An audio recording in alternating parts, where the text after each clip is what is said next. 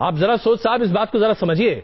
अगर आप तमिलनाडु की पॉलिटिक्स के हिसाब से चीजों का फैसला नहीं करते हैं और इस पर अगर कोई पत्रकार आपके सामने सवाल पूछे तो इस पर आपको बुरा लग जाता है। कोर्ट के फैसले पर मेरी कोई टिप्पणी नहीं थी और ना ही मेरी टिप्पणी किसी भी तरीके से पूर्व प्रधानमंत्री की हत्या से संबंधित थी।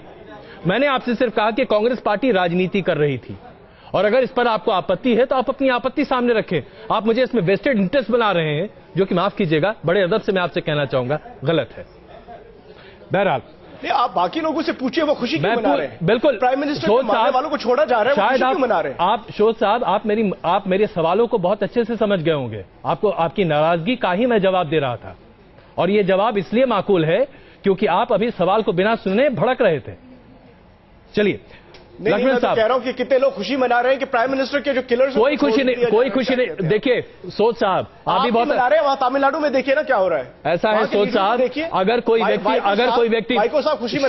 अगर कोई व्यक्ति देश हित के खिलाफ काम करता है तो उसकी निंदा हर कोई करेगा, चाहे वो पत्रकार हो या कोई और अगर लोग राजनीति करते हैं इसमें, जो कि राजनेता करते हैं, तो उसकी निंदा आप भी करेंगे, हम भी करेंगे। ये बात मैं आपसे कहना चाहूंगा। हम तो कर रहे हैं। बिल्कुल लक्ष्मण साहब, क्या आपको नहीं लगता कि जब राजनीति का मौका आता है तो हर कोई राजनीति करता है और जयललिता जी ने भी यहां पर राजनीति का दांव खेला? बिल्कुल, ये तो मौका मिलते ही उन्होंने छक्का मारा है, इसमें कोई दो राय नहीं है। और ये जो डिसीजन लिया है उन्होंने इनको रिहाई करने का, उनको भले मालूम होगा कि जब सेंटर के साथ लीगल टसल वगैरह होगा तो शायद वो हार भी जाएं, लेकिन पब्लिक परसेप्शन में, क्योंकि तमिलनाडु में इस तरीके का माहौल बना हुआ है इनके फेवर में, ये जो 3 डेथ रो कॉन्विक्ट्स हैं जी, उनके फेवर में पब्लिक सेंटिमेंट है कि भाई ये बेचारे हैं, इतने साल से 20-22 साल से जेल में बंद पड़े हुए हैं, तो उन्होंने इनकी सजा हो गई है जी, क्योंकि अब इनको कम्यूट तो कर ही दिया लाइफ सेंटेंस में। बिल्कुल, तो इसलिए रिहाई करना वो तो रूल्स के मुताबिक तो हो ही रहा है, लेकिन ये क्या स्टेट गवर्नमेंट कर सकता है या नहीं कर सकता, इसके ऊपर तो सुप्रीम कोर्ट बैठ के उन्होंने अगले सुनवाई जो 6 तारीख की बुलाई है जी, उसमें होएगा ही।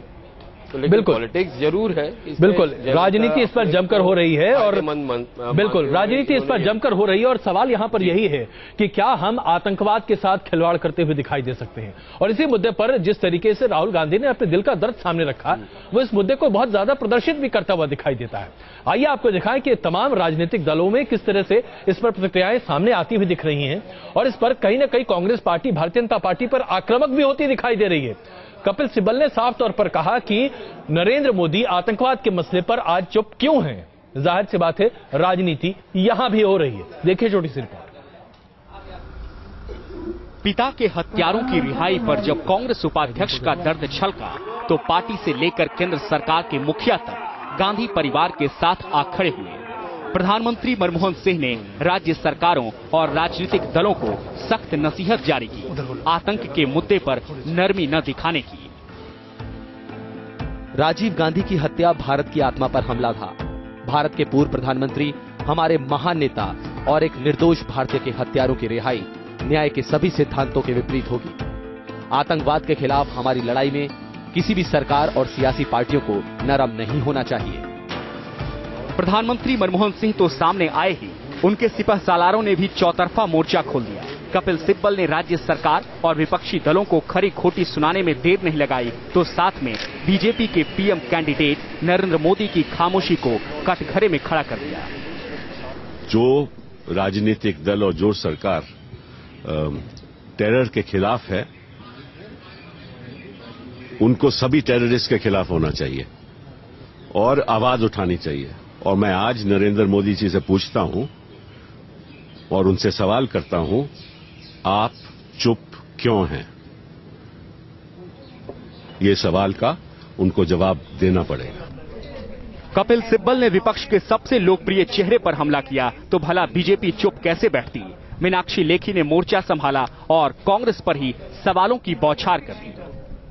नहीं, मोदी जी क्यों बोले? आप ही की सरकार ने जो है सजा दी है, आप ही की सरकार ने सजा माफ कराई है, आप ही की सरकार ने कार्रवाई नहीं की है, आप ही की सरकार ने सुप्रीम कोर्ट के ऑर्डर की अवहेलना की है। इसकी अगर कोई एक्सप्लेनेशन है तो वो केंद्र सरकार को देनी चाहिए।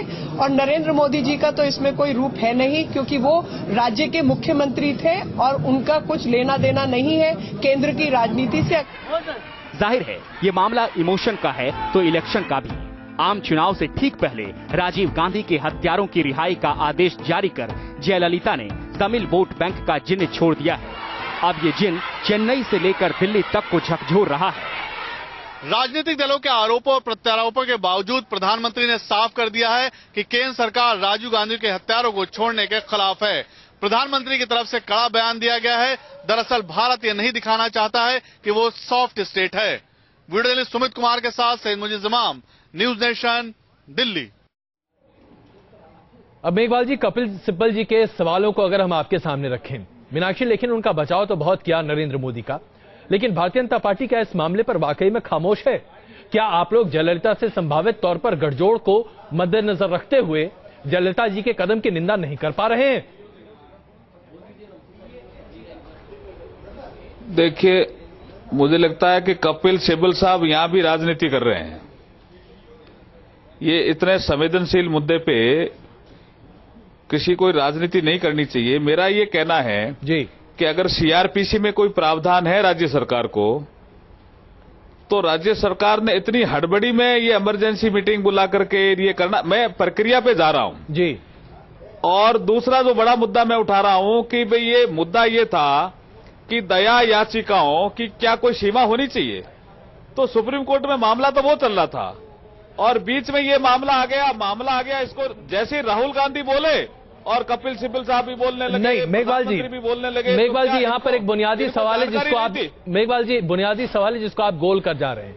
बुनियादी सवाल यह है कि जिस अंदाज में जयललिता जी ने तमिल वोट बैंक को अपने हक में और अपनी 40 सीटों पर अपना कब्जा बनाए रखने के आधार पर फैसला लिया, क्या भारतीय जनता पार्टी इस फैसले का समर्थन करती है? क्या आप जयललिता जी के इस कदम का समर्थन करते हैं?